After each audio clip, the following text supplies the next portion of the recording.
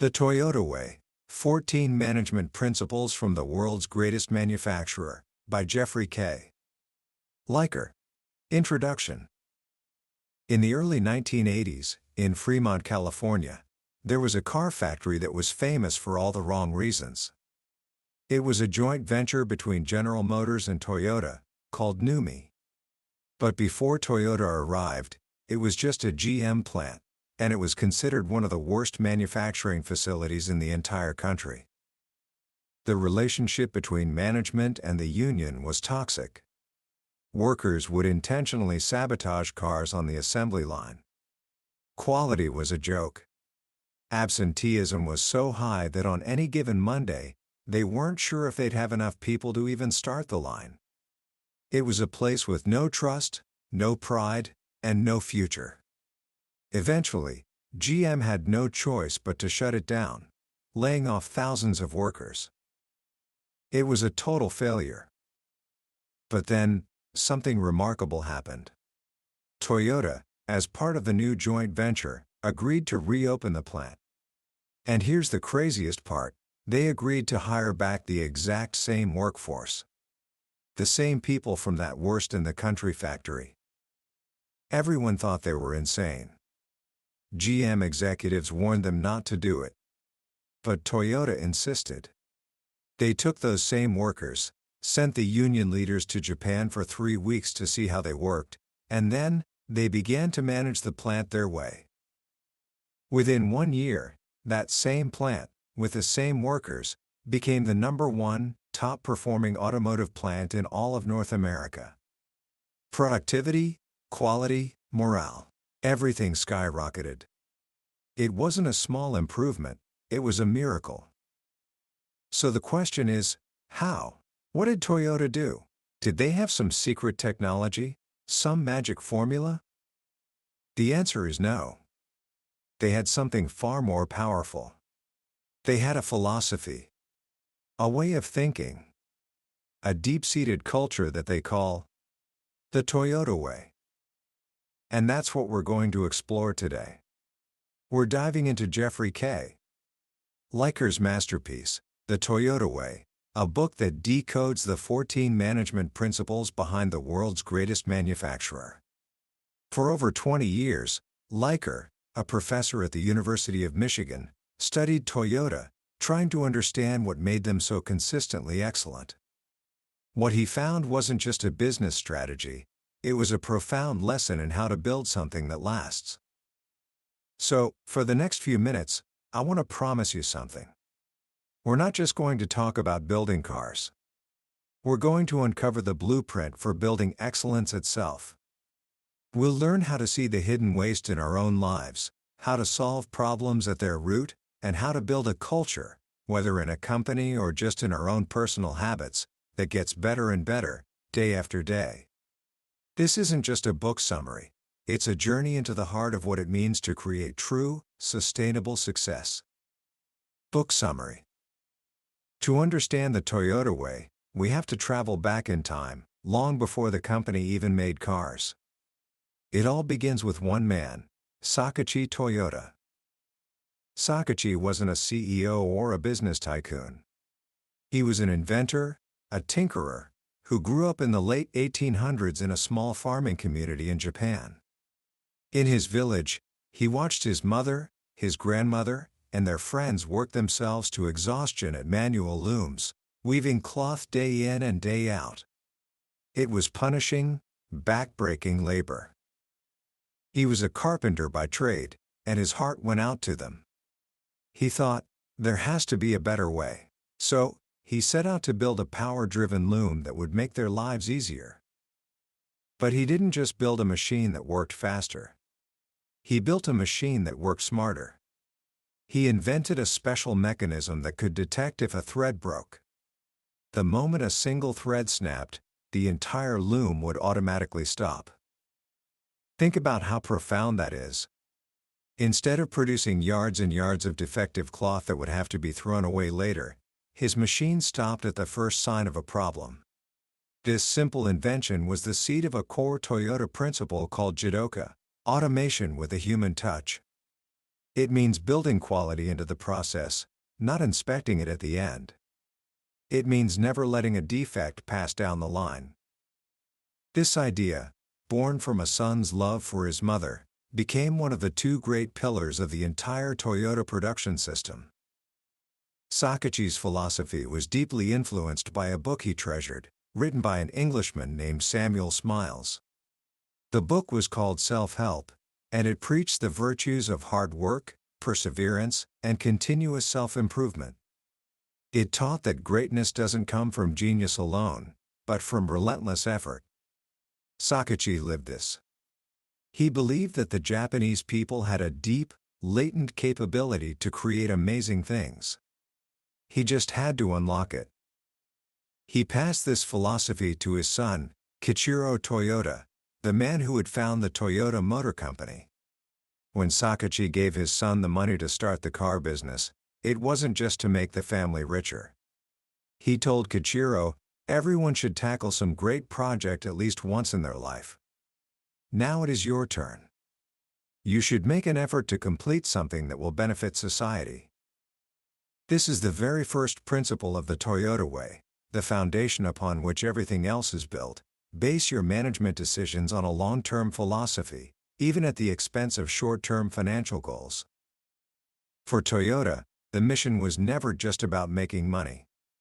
It was about contributing to society, creating stability for its employees, and adding value to its customers. The profits they make are simply the fuel to reinvest in the future, to keep this mission going. Every single person at Toyota understands this. They're not just earning a paycheck, they're part of a legacy. They're building something bigger than themselves.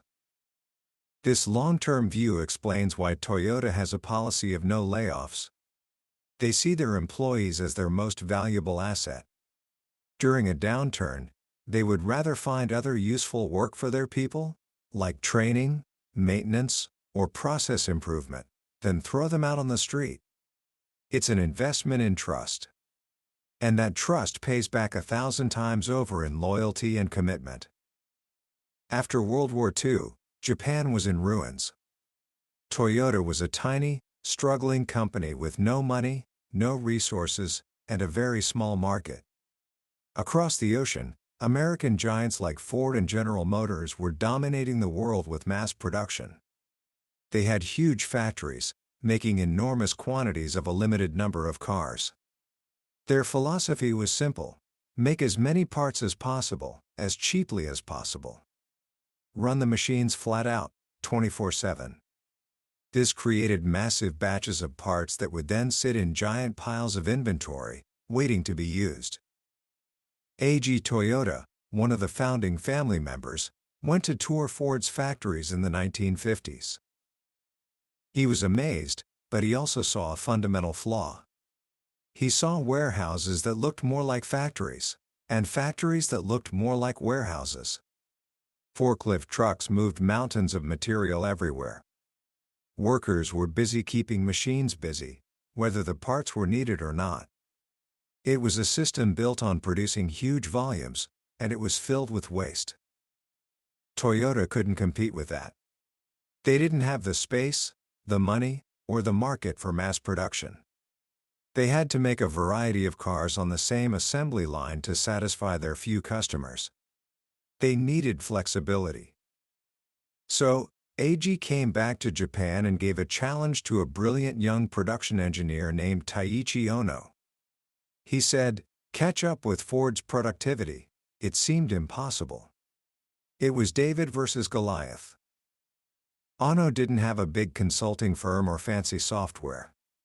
He just had his mind, his feet, and a deep respect for the people doing the work. He went down to the shop floor and began a journey that would change the world of manufacturing forever. He started by asking a simple question: what is the customer actually paying for? The only thing the customer pays for is the transformation of raw material into a finished product. Everything else, the waiting, the stacking, the moving, the inspecting, is waste. In Japanese, they call it muda. Ono identified 7 major types of waste. 1. Overproduction, making something before it's needed.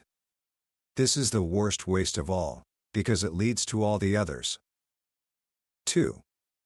Waiting, time spent idle, waiting for the next step in the process. 3. Unnecessary transport, moving materials from one place to another. 4. Overprocessing, doing more work than is necessary. 5. Excess inventory, having more materials on hand than you need right now. 6. Unnecessary movement, any wasted motion people have to perform, like looking for a tool. 7. Defects, producing a bad part that needs to be reworked or thrown away. Later, an 8th waste was added: unused employee creativity. Losing ideas and learning opportunities by not engaging your people. Ono's genius was to see that these wastes were all connected, and they were all symptoms of a broken process. The core of the problem was the push system of mass production.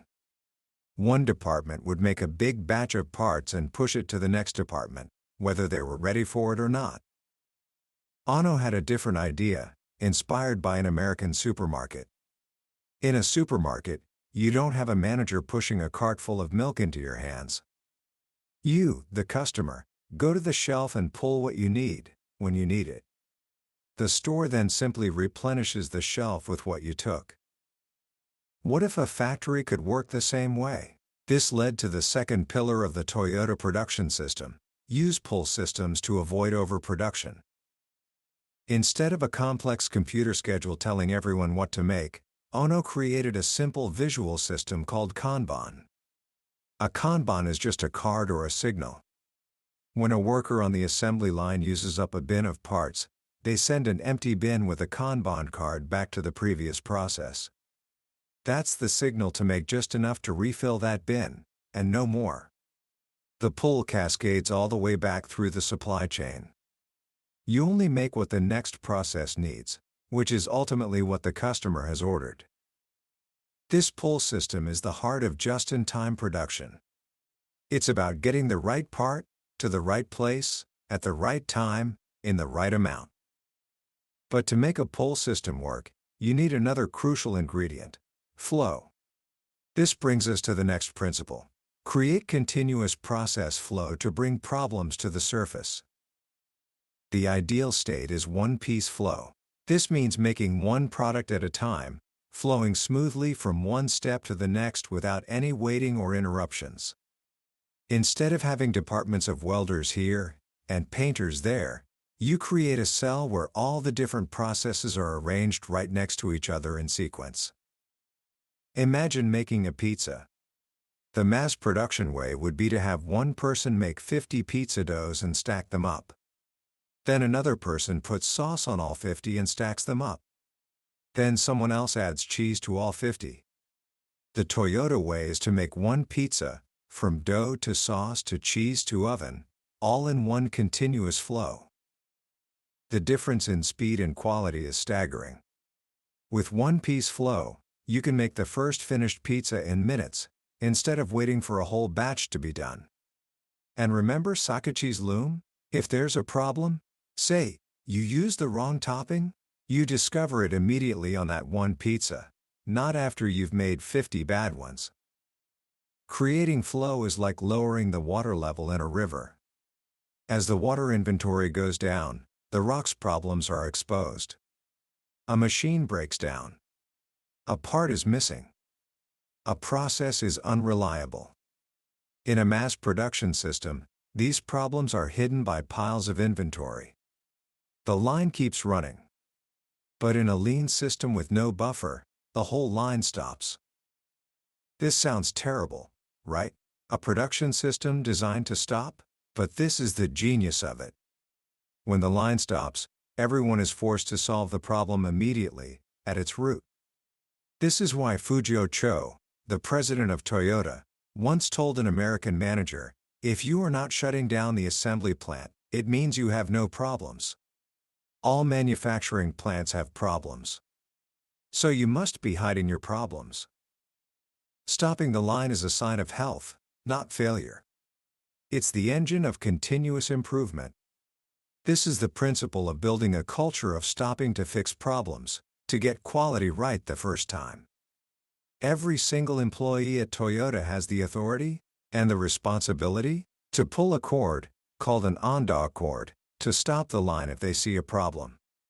This puts the responsibility for quality in the hands of the people who are actually building the car. They feel the power. They know they count. Now, you might be thinking this all sounds great in theory, but what about the real world? Customer demand isn't smooth and predictable. One week they want 1,000 red cars, the next week they want 500 blue ones. How can you have a smooth, flowing system when your orders are all over the place? This leads to one of the most counterintuitive and brilliant principles of the Toyota way: level out the workload. Jidoka. Instead of building to the fluctuating daily orders of customers, Toyota takes the total volume of orders for a period, say a month, and levels it out. They create a predictable, repeating sequence of production. If, over the month, they sell 5 Camrys for every 3 Avalons, they don't build all the Camrys for 3 weeks and then all the Avalons for 1 week. Instead, they create a mixed model sequence, like Camry, Camry, Avalon, Camry, Avalon, Camry, Camry, Avalon, and repeat it over and over. It's like the tortoise and the hare. The hare races ahead in frantic bursts and then stops to rest. The tortoise moves slower, but at a steady, consistent pace. Taiichi Ono used to say, "The slower but consistent tortoise causes less waste and is much more desirable than the speedy hare." A leveled schedule is the tortoise. It creates a predictable rhythm for the entire factory and for all of Toyota's suppliers.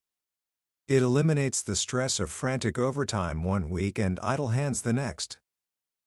But to make this mixed model production possible, you have to be able to switch from making a Camry to an Avalon almost instantly. This requires incredibly fast changeover times. Decades ago, it took hours to change the massive stamping presses from one part to another.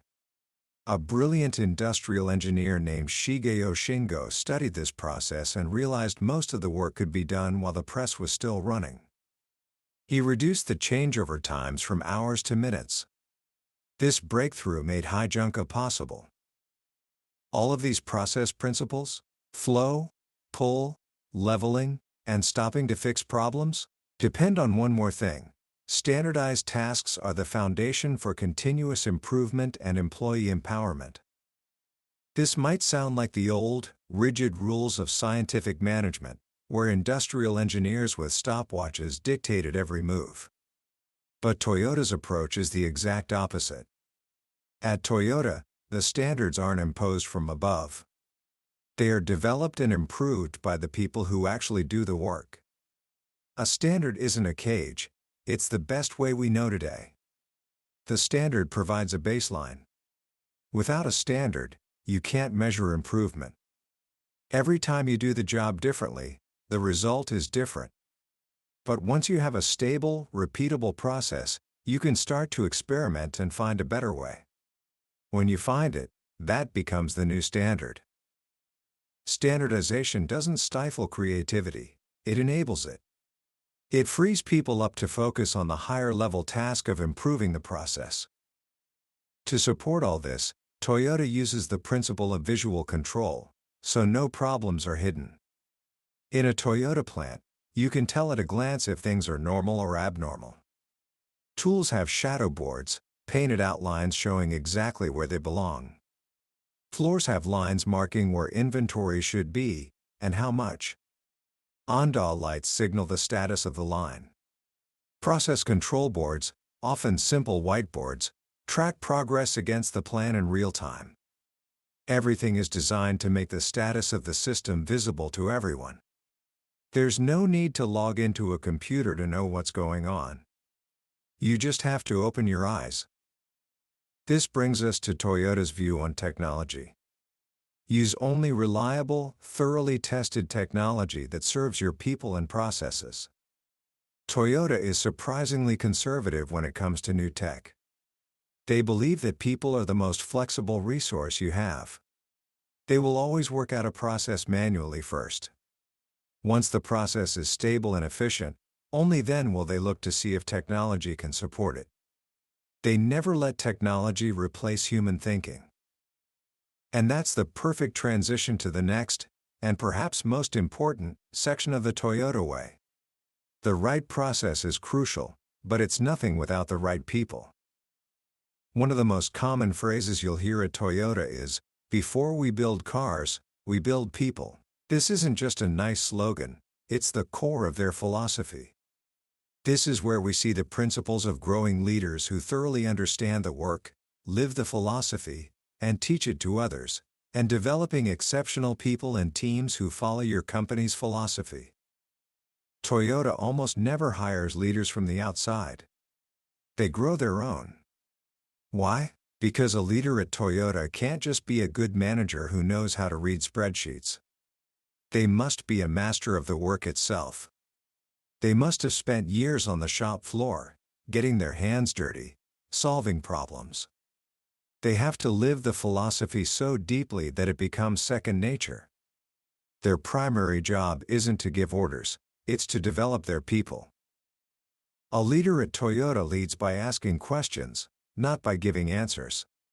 They create challenging situations and then coach their teams through them. This builds capability and self-reliance. And this respect extends beyond their own employees. The next principle is to respect your extended network of partners and suppliers by challenging them and helping them improve. Most companies treat their suppliers as adversaries. They squeeze them on price, and if they find someone a penny cheaper, they switch. Toyota sees its suppliers as an extension of its own family. They build relationships over decades, based on mutual trust. But this doesn't mean they're soft. Toyota is famously their suppliers' toughest customer. They set incredibly high standards and challenging targets. But then, they work side by side with the supplier to help them achieve those targets. They send their own experts into the supplier's factory, for free, to teach them the Toyota production system. They challenge them to get better, and then they help them get there. The story of the Aisin fire in 1997 is a legendary example. A fire destroyed the factory of a critical supplier that made a small but essential brake valve. Aisin was the sole source for this part. With Toyota's just-in-time system, they only had about 2 days of inventory. After that, their entire global production would grind to a halt. It was a potential catastrophe. What happened next was amazing. Instead of panic and blame, Toyota's entire network of suppliers sprang into action. Over 200 different companies, some of them competitors, organized themselves. They pieced together engineering drawings, retooled their own machines, and rigged up temporary production lines in their own factories. Within 2 days, they were producing P-valves. Toyota's assembly lines barely missed a beat. That is the power of a true partnership. All of these principles, the philosophy, the process, the people, the partners, are powered by one final overarching idea: continuously solving root problems drives organizational learning. This is the engine that makes the whole system go. At Toyota, they are never satisfied. They believe that the absence of problems is the biggest problem of all. They are relentless in their pursuit of a better way. This is captured in 3 final principles. First, go and see for yourself to thoroughly understand the situation. Genki Genbutsu. You cannot solve a problem from your office. You can't rely on reports or data on a computer screen. You must go to the actual place, the Gemba, where the work is being done. You have to observe with your own eyes, talk to the people involved, and grasp the reality of the situation. The chief engineer for the 2004 Sienna minivan, Yuji Yokoya, wanted to design a vehicle for North America. He didn't just look at market research. He got in a car and drove through all 50 U.S. states, all 13 Canadian provinces and territories, and all across Mexico. He learned about crosswinds on Mississippi bridges, the high crown of Canadian roads, and the American love for cup holders. This deep, first-hand understanding is what leads to real innovation. Second, make decisions slowly by consensus, thoroughly considering all options. Implement rapidly nemawashi. The typical American company spends about 3 months planning and 9 months fixing the problems they didn't anticipate. Toyota does the opposite. They will spend 9 or 10 months in the planning stage.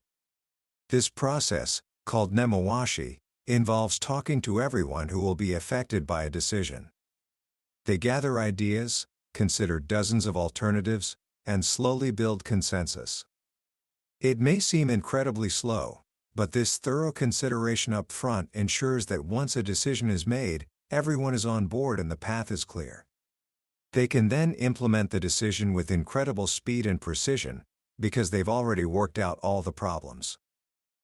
And finally, the capstone of it all, become a learning organization through relentless reflection Hansei and continuous improvement Kaizen. Hansei is a uniquely Japanese concept that is difficult for Westerners to grasp. It means reflection, but it's deeper than that. It's about honestly and humbly acknowledging your own weaknesses and mistakes, without making excuses. It's about feeling a sincere desire to improve. After any project, win or lose, a Toyota team will have a Hansei meeting. The focus isn't on what went right, it's on what went wrong, and what they can learn from it. Admitting a mistake isn't a sign of weakness, it's a sign of strength. It's the starting point for Kaizen, the philosophy of continuous, incremental improvement. This is the cycle of learning at Toyota. You standardize the best process you know. You continuously look for ways to improve it. You reflect on your shortcomings. And you create a new, better standard. Day after day, year after year. That is the Toyota way. It's not a set of tools or tricks. It's a deep, living culture, built on a long-term philosophy, a belief in the right process, a profound respect for people, and an unending drive to learn and improve. It's the reason why a company that started with a tinkerer in a small village became the greatest manufacturer the world has ever seen. Commentary. When you step back and look at the entire system, at all 14 principles working together, one thing becomes incredibly clear.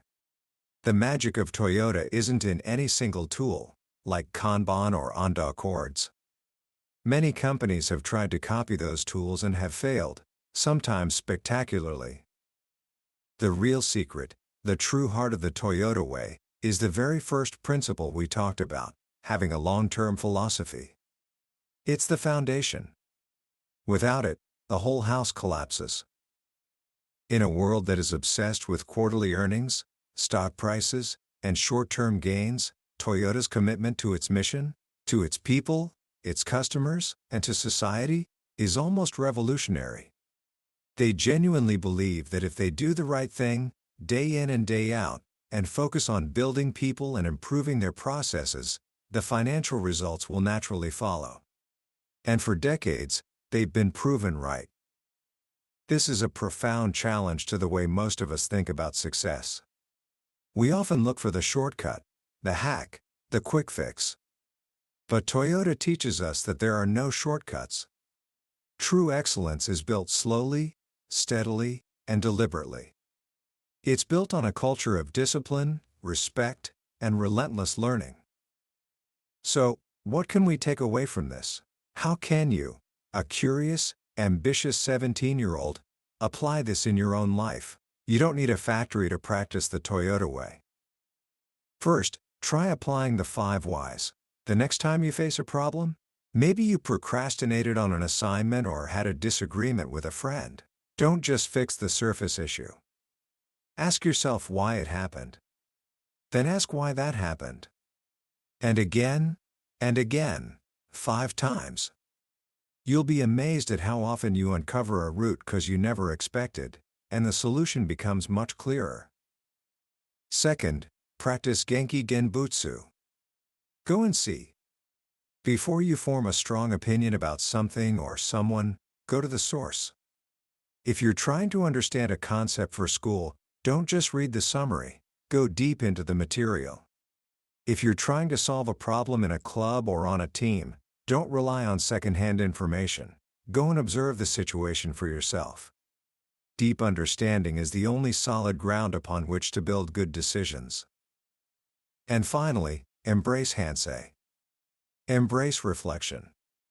It's easy to celebrate our successes, but it takes real courage to look honestly at our failures and weaknesses. But that is where true growth happens. At the end of each week, take just a few minutes to reflect. What went well? What didn't? What did I learn? What will I do differently next week? This simple act of reflection is the starting point for continuous improvement, for Kaizen.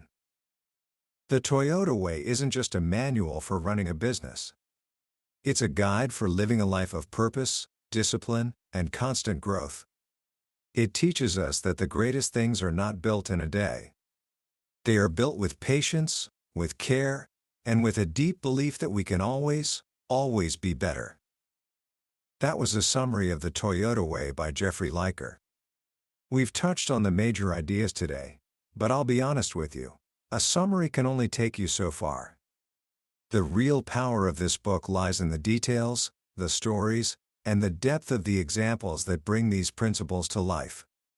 This summary is designed to give you a framework, to help you see if this way of thinking resonates with you. If you felt a spark today, if any of these ideas have made you think, that just makes sense, then I encourage you to pick up a copy of the book.